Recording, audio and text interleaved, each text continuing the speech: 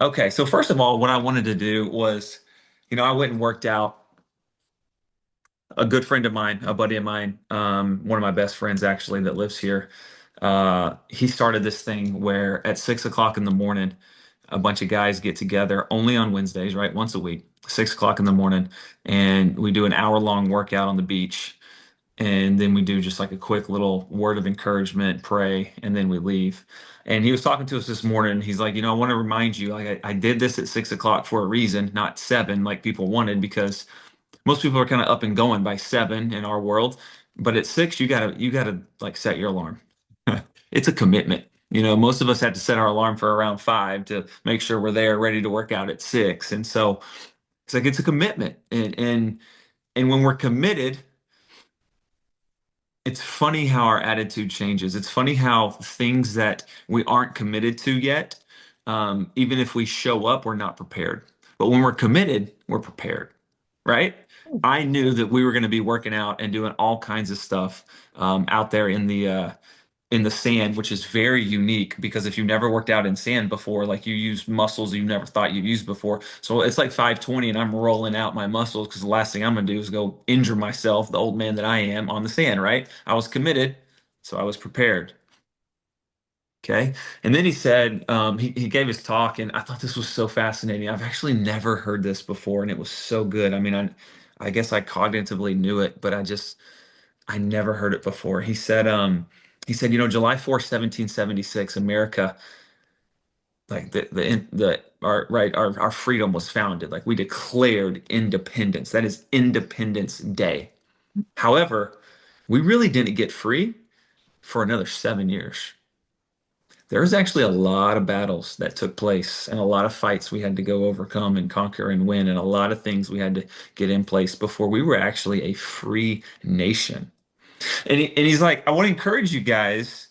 Sometimes you've got to walk in freedom and declare it over yourself before you're actually free. Sometimes. Now think about our life. Think about things that have a hold on us. Every single one of us has one or two things that if we're honest, we're like, man, this almost has a little bit of a hold on me. And I'm talking about negative things that you want to get rid of. And maybe you've tried, and maybe you've like, man, I really need to stop doing this, whatever it is. Really need to stop doing this, but you just can't quite get it. Guys, can I encourage you today? Can we declare some freedom over that thing? Can you go ahead and declare it and claim your freedom and walk it out after it's already declared, right? Walk it out. Even America had to declare their freedom and then walk it out for 7 years before we were actually free. And heck, what have we had to do since then? Many, many, many times over as a nation, we have had to defend our freedom. Freedom isn't free, right? You're going to have to do the same thing. The things that you're trying to overcome in your life, maybe it's procrastination. Maybe you're a procrastinator. Maybe you waste time, right? Maybe you keep saying that you're actually going to pick up the phone and call two people a day. You're going to try to do the 2-10-1 method and you just don't like. What is it that you need to declare right now and commit that then you walk out after it's already declared and you've already committed, right? Those are big decisions. Those are big things to do mentally, and it just helps you walk it out in a totally different mindset and a different heart posture. It's just easier, right? When you're committed, you become prepared. And when you declare freedom over certain areas in your life that are holding you back, then you can walk it back with a sense of confidence or walk it out. Okay, second thing, and this is where I kind of wanted you to maybe write a few things down. I'll get to it in just a second. But I did this thing, and I've told some of you guys about this many times, but I did this thing called Life Plan 2.5 years ago now. And it's basically a deep dive, a 2-day deep dive into your life, into like all of your life. It's the most extensive 2 days worth of self-reflection and work that I've ever done in my life. And it was probably the most impactful 2 days I've ever done work on myself as well. And I've told you this before. Without it, I never would have been in LifeWave. That part of that and part of the way God made me and me seeing it through that led me to LifeWave. Okay, but in Life Plan, they talk about certain ways that you can make decisions and certain things that have to happen. And they call them major gates and minor gates. This is what I want you to write down: major gates and minor gates. Now, a major gate is something that if it's closed, you just cannot walk through. You can't. A major gate has to be open in order for you to walk through that gate and walk into whatever it is decision that you're trying to make. Let me give you an example. Joe and I moved to Tennessee, obviously, you guys know, about a year ago, and we had major gates. I remember having this conversation with my buddy Andrew, and he's like, "What's your major gates?" This is a year and a half ago now. We're like, "Okay, what are our major gates?" Well, the number one major gate for us to be able to move was our kids had to get into this school that we applied for that they said they couldn't get into. We're like, this is a major gate because if they don't get into this school, then that's the number one reason. But besides the fact we felt like the Lord was like calling us there, but we knew that there had to be some gates that were opened. That was a major gate. Without that gate being open, we wouldn't have moved. That's a major gate. Okay. Minor gates. Minor gates are things that would be really nice if the gate was open and you could walk through. But sometimes a minor gate doesn't have to be open because it's a little smaller and you can just hop over, right? You just climb over a gate. Like a minor gate for us, which at the time, believe it or not, we almost thought was a major gate, but we realized before we moved, we realized, no, no, no, this isn't a major gate. This is a minor gate. It was the sale of our home. Like we needed to sell our home. We don't need this size home in Florida while we don't live here sitting, right? That was actually a minor gate. And you guys know we moved and that gate was closed and it's been closed. And praise the Lord, Carrie asked me yesterday, we actually have our house under contract. We closed July 20th. Thank you for all of your prayers a couple weeks ago. Praise God. We are fired up. Like, I mean, so fired up. But that was a minor gate that God didn't open for over a year, right? Okay. So that's major gates and that's minor gates. So here's my question to you, and here's what I want you, praise the Lord is right. Thank you. Here's what I want you to write down. What in your life would you consider a major gate for success in this business? What is it that has to happen in your life? Has to. It's a major gate. Has to happen in your life before you feel like, right or wrong, before you feel like you can have the success you're looking for in this business. Think about that for a minute and write that down, if you will. Major gate. Can't go through a major gate.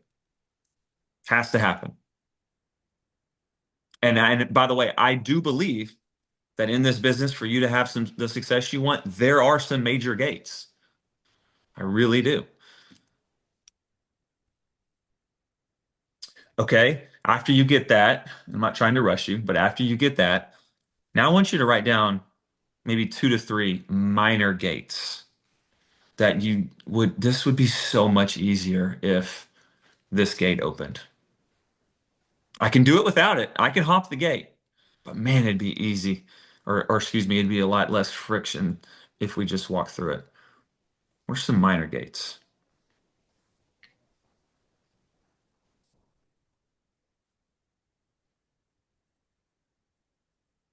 And listen, here's what I'm going to tell you what I believe about this specifically with this business in just a minute. But I want to tell you there's no wrong answers here. Okay, there's no wrong answers, but I would love to hear a few answers from you guys. Like somebody just unmute yourselves and 2, 3, 4, 5 of you tell me what do you think is a major gate before you can have success in this business?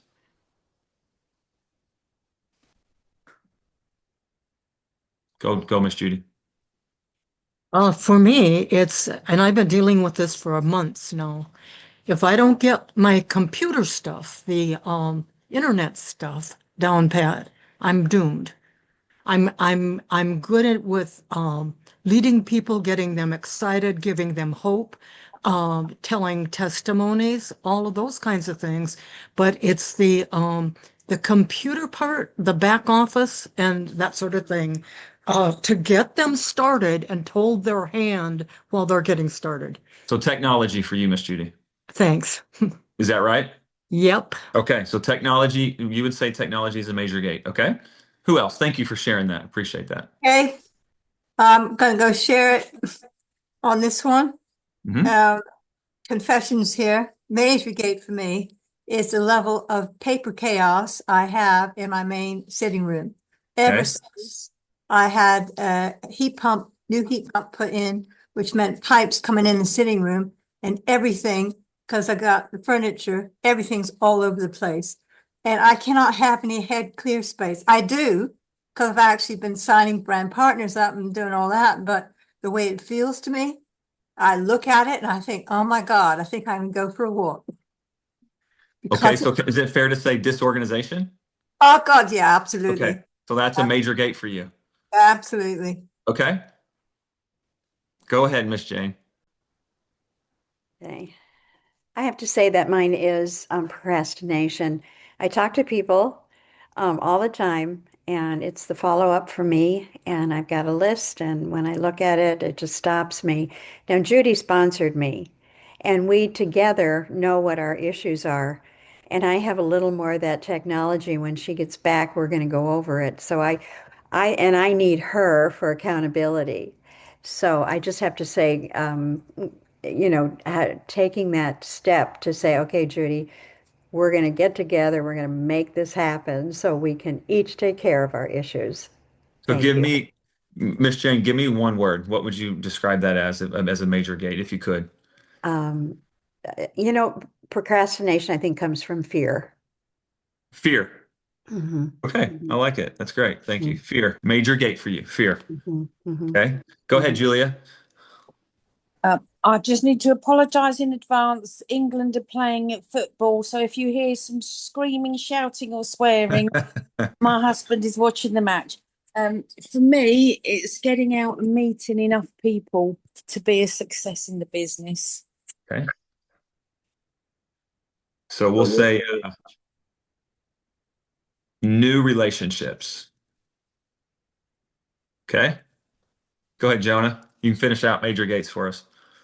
Yeah, I struggle a lot with self-image, like body dysmorphia and like how I look. Like I heard Ty Lopez talk about how you want to you want to dress in a way that other successful people would want to do business with you. There's all these networking events around me, and I feel like I look too much like a hippie to show up to those, even though I have all these incredible skills. So I have this idea that, well, I have to, get in better shape. I have to fix my teeth. I have to fix my receding hair. I have to buy some better, fancier looking clothes. And so I'm just kind of doing it more naturally. So that's one thing. And then I also feel that once I improve, whether it's self-image or just simply self-esteem, I feel like that will help give me the other major gate, which is I have a terrible social media algorithm, and it used to be amazing. I used to get hundreds of engagements per post, and now 9 out of 10 posts, I get literally zero engagement. And I'm not sure what to attribute that to other than my own sort of manifestation of my Sure. self-image. Hmm. Okay, thank you, Jonah. I appreciate that. Hey, listen, thank all of you. These are I asked you to be very vulnerable, and I appreciate that. Thank you guys very much. Yes, Shannon, you got your hand up. Go right ahead. Okay, I didn't know how to do the little yellow hand thing. Um, First of all, I just want to say thanks everybody for sharing what you've shared. Um, and I don't know if this is a major gate or a minor gate, but mine is stop worrying about the approval of others. Like, I think the hardest thing for me is when someone goes, "Oh," you know what I mean? Like, "Oh, what are you doing now?" And you're like, "Oh." Like I'm doing this, but oh, you should do this instead. So I think the approval of others has to be gone. Like I can't worry about that anymore. So that's mine. That's so good. Thank you. These are so vulnerable. I love hearing this. Okay. Okay, those are major gates for everybody. I'm going to read them to you really quick. We have approval of others. We have self-image slash self-esteem. We have new relationships, meaning lack of. We have technology struggles. We have disorganization. We have lack of commitment. We have fear, and we have social media. You can't change anything until you first acknowledge it, right? and say, hey, this is something that needs to be addressed in my life. So what y'all just did right now, I want you to know is huge. Like so big. So, so, so big. So thank you, thank you, thank you for doing that. Um, okay, I'm gonna ask a favor from y'all now. We're gonna pretend like for a minute that I am your paid coach and we aren't friends. Okay, okay. Can I talk to you like that? Okay, just for a minute. And you know I'm your friend, but we're gonna pretend. Everything that was just mentioned, in my humble opinion, are minor gates. They're minor gates. It's minor. Here's here's what I mean by that. Every single thing that was mentioned today, every person that mentioned them can overcome them, and you have the power within you to overcome them. Sometimes major gates you can't even overcome. It has to be outside circumstances. You have to have help from other people. God's got to open doors, whatever it is. But the things that you can overcome, those almost become a little bit more minor gates. Now, I say that humbly because everything that y'all said, and I do mean literally every single one of them that you just said, I struggle with too. 100% I struggle with all of those. But what I know from lots of coaching and experience both is that we have everything inside of us to overcome all of those things and make them minor gates in our life right between our ears. The way that we think matters. Again, John Maxwell says the only difference between the successful and the unsuccessful is the way that they think. As soon as we start changing our thinking, we start changing what we think, right, is holding us back and is the major gates. Here's what I want you to know. I believe with all of my heart that God created you on purpose for a purpose, very specific purpose. I personally believe, in fact, it's a verse from Ephesians 2:10 that says we are all called to something specific, right? Like I believe we have a great calling on our life spiritually to know Jesus and make him known, but I also believe that we have a great calling on our life literally practically in the vocation that we choose and in our day-to-day work. And so, what I believe is God has called us, therefore, He can equip and does equip us. You are on this phone call right now on July 1st, on the busiest, most exciting next few days of our country's history, right? For many people, okay? Because you're committed to something that you see as a vehicle that God has called you to. That means you're already enough.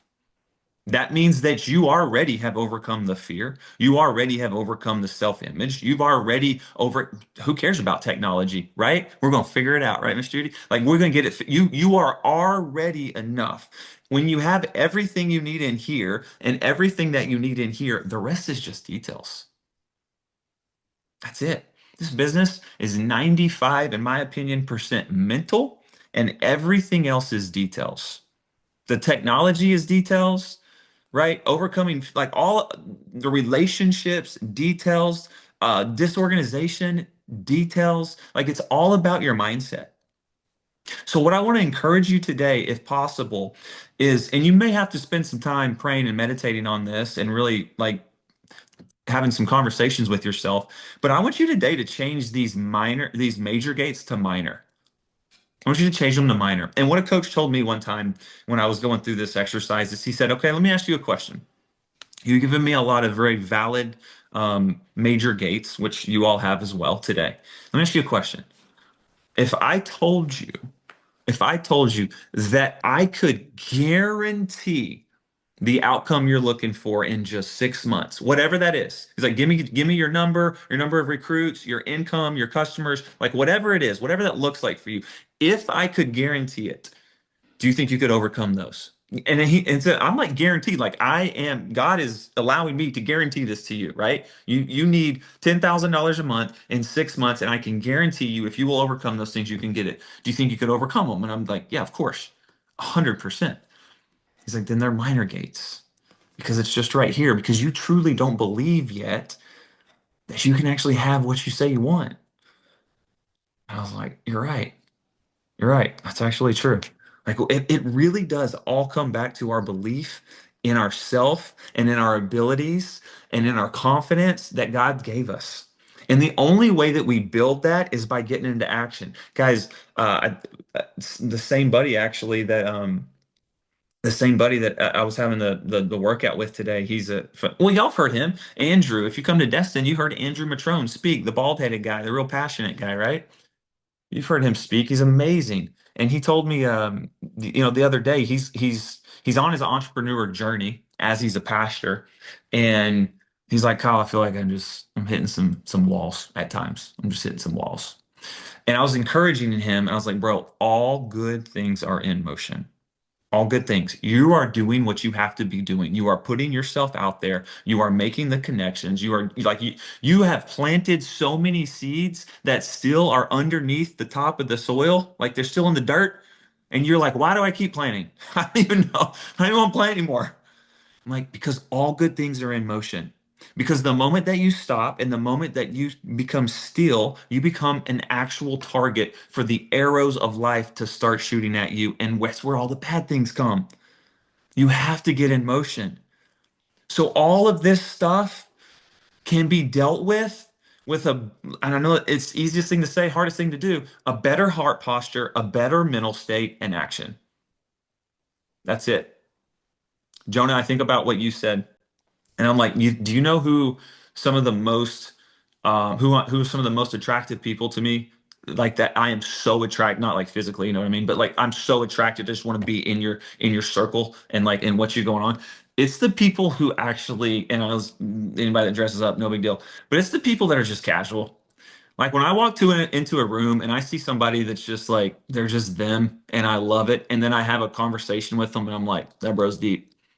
Like I love that. I love that. Stupid example. But I heard an interview with Kenny Chesney, the country singer, one time, and they're like, "Why? What do you think happened early in your career? Because all of a sudden you had this like major shift, and then you just became one of the world's biggest artists ever."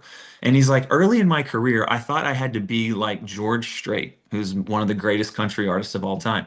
I had to, wear my starched Wrangler jeans and my button-down shirt and my straw hat, and that's how I. And then I realized at one point." I think I just need to be me. I think I need to do cutoffs and a goofy little hat and like my shells around my neck because I'm a beach guy and flip-flops on stage. He's like, that's when everything took off, is when I became myself. And so I just want to encourage anybody out there, like, be you.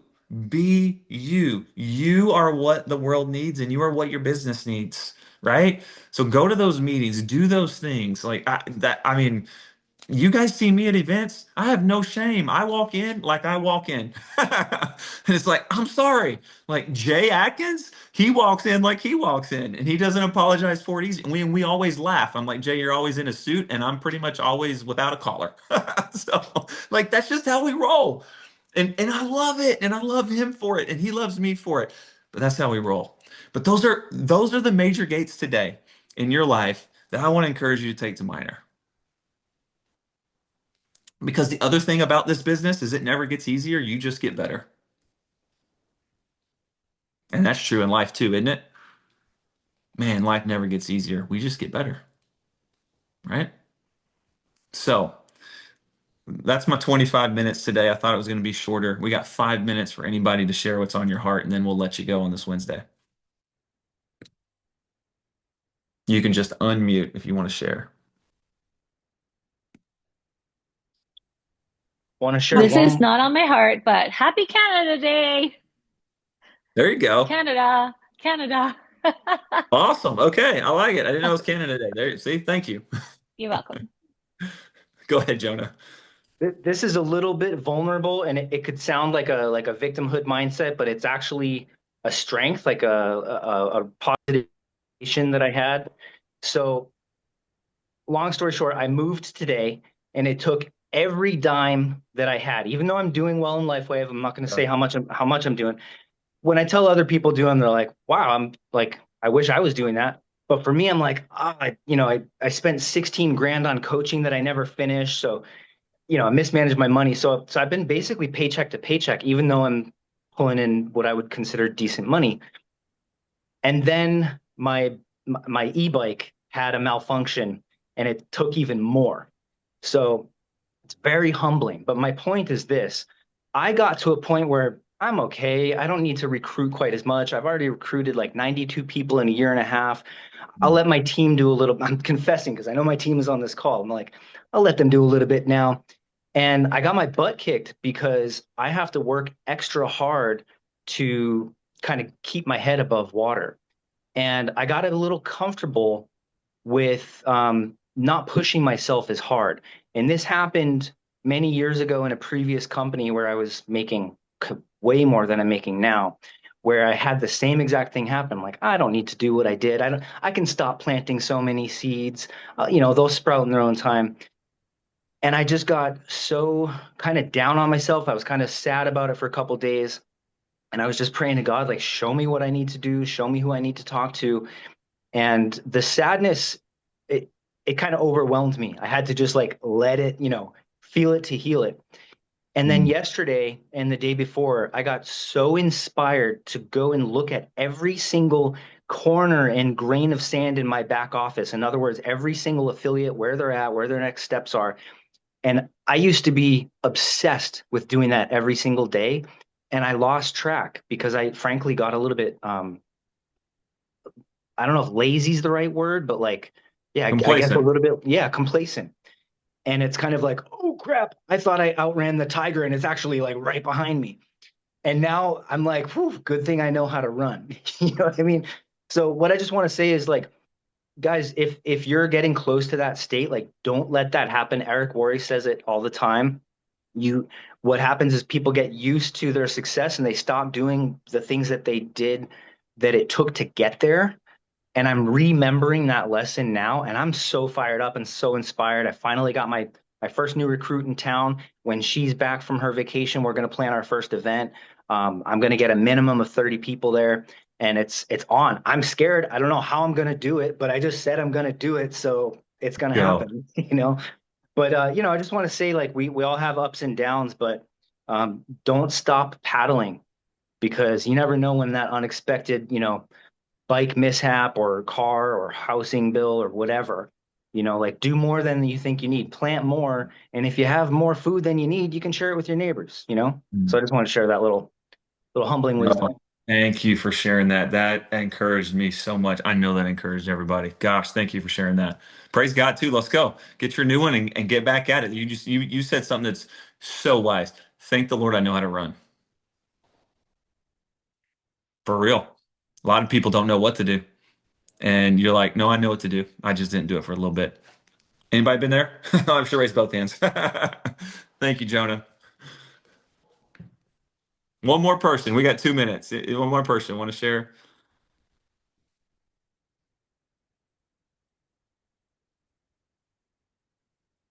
You need to unmute yourself, Judy. Can't hear you. There went a minute. I remember the first time that you came to Minnesota, and you had been in a leaders meeting right before the big event. And my sponsor, Julie, who's awesome, said, "Hey, I've got one of the people in my team that does all her work from her chair." Well, then you came in to the big meeting, and I rush up to get you, whatever that looks like when you're 81, rushing up. But I said, "Hey, I'm Judy Marcus." And that was my first time meeting you. But I just want to tell you my takeaway from today. My Jane here said she needs an accountability partner. And we've talked about that before. I'm going to start an accountability group. Come on, let's go, Miss Judy. Yep, Thank you. there you go. Let's go. That's right. Accountability is more important than action. So there you go. Accountability gets you into it. Guys, y'all are awesome. Thank you so much for a great call. Thank you for your participation. I just love every Wednesday with you guys because y'all encourage me so much. So y'all have a blessed Wednesday. Happy 4th of July to those of you that celebrate. And everybody enjoy your couple days off of calls and school and work. And hopefully you get to play a little bit. So we will Thank you, see Kyle. yeah, we'll Thank see you. everybody on Monday. Bye, guys. Thank you.